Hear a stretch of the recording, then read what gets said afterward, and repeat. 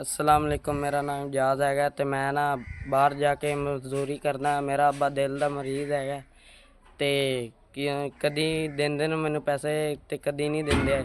ਜਿਹੜੀ ਮੈਨੂੰ ਮਿਹਨਤ ਮਿਲਦੀ ਹੈ ਹਰ ਮਿਹਨਤ ਮੈਂ ਕਰ ਲੈਂਦਾ। ਮੇਰੇ ਵਾਲਿਦ ਸਾਹਿਬ ਦਿਲ ਦਾ ਮਸਲਾ ਹੈਗਾ, ਘਰ ਦਾ ਸਰਕਟ ਨਹੀਂ ਚੱਲਦਾ। ਮੈਂ ਦਿਹਾੜੀਆਂ ਕਰਨਾ, ਮੈਨੂੰ ਜਿਹੜੇ ਪੈਸੇ ਮਿਲਦੇ ਨੇ ਮੈਂ ਸ਼ਾਮੀ ਆਦੇ ਵਾਲਿਦ ਸਾਹਿਬ ਨੂੰ ਦਿੰਦਾ। ਮੇਰੇ ਤੋਂ ਵੱਡੇ 4 ਭਾਈ ਹੈਗੇ, ਉਹ ਆਪਣਾ ਕਰਦੇ ਨੇ। ਉਹਨਾਂ ਦਾ ਦਿਲ ਪਵੇ ਵਾਲਿਦ ਸਾਹਿਬ ਨੂੰ ਪੈਸੇ ਦੇ ਦਿੰਦੇ, ਨਾ ਕਰੇ ਉਹਨਾਂ ਨੂੰ ਪੈਸੇ ਨਹੀਂ ਦਿੰਦੇ, ਆਪਣੀ ਬੇਗਮਾਂ ਨੂੰ ਦਿੰਦੇ। ਮੈਂ ਵਾਲਿਦ ਸਾਹਿਬ ਦੇ ਬਾਰੇ ਸੋਚਣਾ, ਉਹ ਕੰਮ ਨਹੀਂ ਕਰ ਸਕਦੇ।